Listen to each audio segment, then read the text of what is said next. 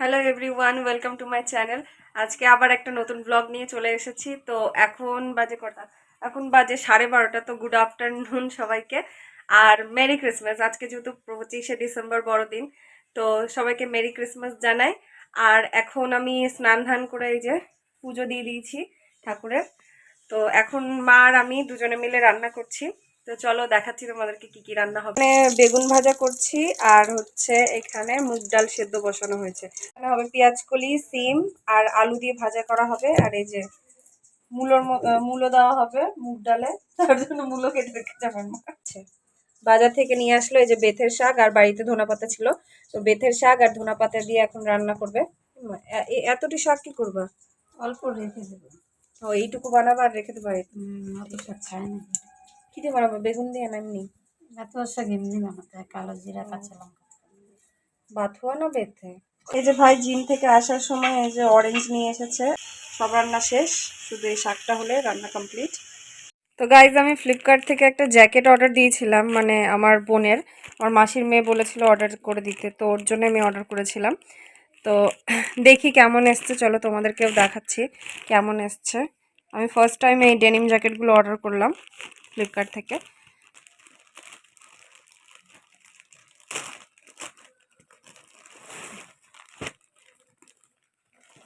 প্যাকেজিংটা তো খুব সুন্দর, ভালো প্যাকেট করে বানিয়েছে। তো ফ্রেন্ডস, এই যে এরকম একটা ব্লু কালারের এসেছে, এই যে দেখতে। তো দেখি আমি ট্রাই করে, আমি পরে দেখি, আমার লুজ হলে তো ওর তো আরও হবে, দেখি। তো গাইস, জ্যাকেটটা একদম পারফেক্ট এসছে, মানে আমার একটু টাইট হচ্ছে, তার মানে আমার বোনের ঠিক হবে, ও একটু আমার থেকে রোগা। তো ওকে আমি ফোন করেও বলে দিলাম যে হচ্ছে জ্যাকেটটা এরকম এসছে, আর হচ্ছে আমার গায়ে এরকম হচ্ছে, তোর গায়ে ঠিক হবে। তো বললো ঠিক আছে, ও কালকে ওর ফোন পাশের বাড়ির একটা দিদিকে পাঠাবে, তো ও নিয়ে যাবে এসে। এখন বাজে সন্ধ্যা 7টা, আর আমি, মা, ভাই সবাই রেডি হয়ে গেছি। এখন আমরা যাব, পাশেই একটা চার্চ আছে, তো সেখানে প্রথমে যাব, তারপরে যাব আমাদের মালদাতে কার্নিভাল হচ্ছে। যারা তোমরা মালদার আছো তারা তো জানোই কার্নিভাল হচ্ছে, তো সেখানেও যাব। চার্চের সামনে রাস্তাতে মেলাও বসেছে, আর এখানে ছোটই মেলা বসেছে, প্রতি বছরই বসে, অনেক দিন আগে থেকেই বসে। তো কিন্তু কোভিডের টাইমে কিছু মানে 2-1 বছর বন্ধ ছিল। আর দেখো ভিড় কত, মানে সবাই চার্চে যায়। আর চার্চের রাস্তাতে এই যে ফুল, ক্যান্ডেলস এগুলো বিক্রি হচ্ছিল, তো ভাইকে বললাম এখান থেকে ক্যান্ডেল নিয়ে নিতে। তো আমরা 3জন আছি, তো 3টে ক্যান্ডেল নিলাম। চার্চের ভেতরে একটা স্কুলও আছে, সেন্ট মেরি স্কুল। তো চলো তোমাদেরকে দেখাচ্ছি। চার্চের ভেতরে তো খুব একটা বেশি ভিডিও করতে দেয় না, তো যতটা পারবো তোমাদের সাথে শেয়ার করব। তো চলো যাওয়া যাক চার্চের ভেতরে। ওই যে সামনে দেখছো লাইটিং গুলো, তো এই যে চার্চের ভেতরে চলে এসেছি। এটা হচ্ছে স্কুল, যে স্কুলটার নাম বললাম ওই স্কুল, আর হচ্ছে হয়তো হোস্টেল আছে। আর এখানে চার্চে এরকম সিনারি করেছিল, মানে যীশু খ্রিস্টের ছোটবেলার একটা সিন।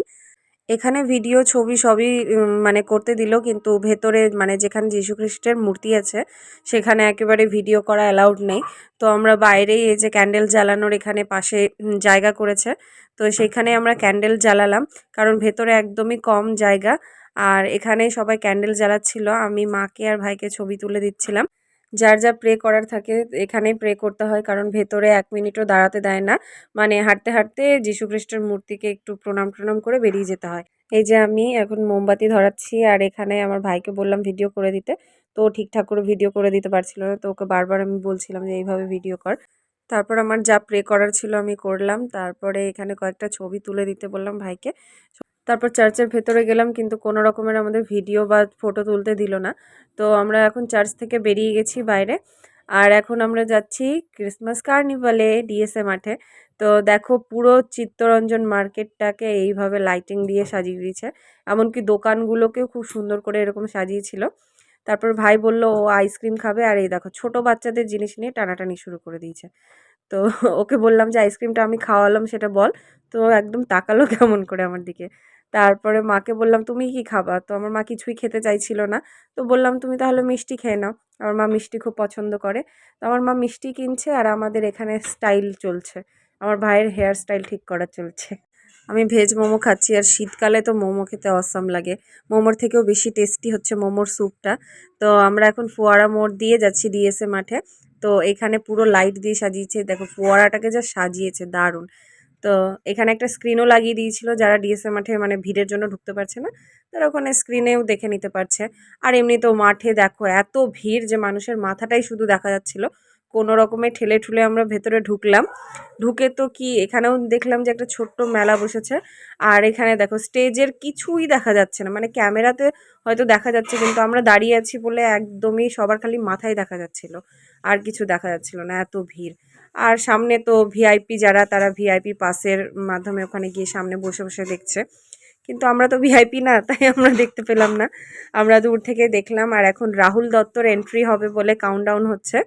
তো রাহুল দত্ত এখন একটা গান করতে করতে এখন উঠবে স্টেজে, কিন্তু রাহুল দত্তকেও আমি একদমই দেখতে পাইনি, খালি ওই ক্যামেরাটা উঁচু করে রেখেছিলাম বলে ক্যামেরাতে দেখতে পেলাম। এই যে দেখো রাহুল দত্ত গান করছে।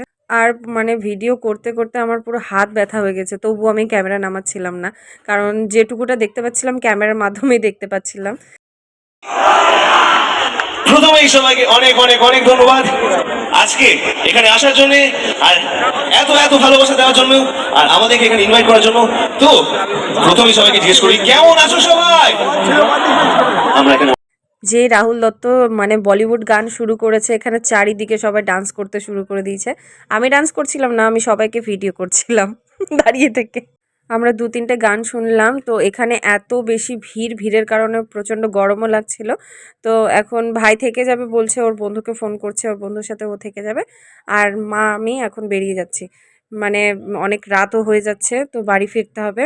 মা প্রথমে বলল হেঁটে হেঁটে বাড়ি যাবে, কিন্তু কিছুক্ষণ হাঁটার পরেই এত পায়ে ব্যথা শুরু হয়ে গেছে যে বলছে চ টোটোতে উঠে যায়। আর এমনিতেও রাত 10টার বেশি বেজে গেছিলো বলে আজকের দিনটা খুব আনন্দ করে কাটালাম। মানে ডিসেম্বর মাস আসলেই আমি খালি ভাবি 25শে ডিসেম্বর কবে আসবে, কার্নিভালে যাব। 10টা 10:30 বাজে। তো এখনই বাড়িতে ঢুকলাম। ভাই তো আসেনি, ভাই ওর বন্ধুদের সাথে ওখানেই থেকে গেল। আর আমি আর মা চলে এসেছি, আমরা চেঞ্জ করে নিয়েছি। তো আজকের ভিডিওটা আমি এখানেই শেষ করছি, কারণ ভিডিওটা হয়তো অনেক বেশি বড় হয়ে যাবে। তো চলো সবাইকে গুড নাইট। আমরাও এখন দেখি কিছু একটা খাওয়া দাওয়া করে তারপরে ঘুমিয়ে যাব। তো তোমরা যদি আমার চ্যানেলে নতুন হয়ে থাকো তো অবশ্যই আমার চ্যানেলটাকে সাবস্ক্রাইব করে দিও, লাইক কমেন্ট আর শেয়ার করতে ভুলো না। তো গুড নাইট, বাই বাই।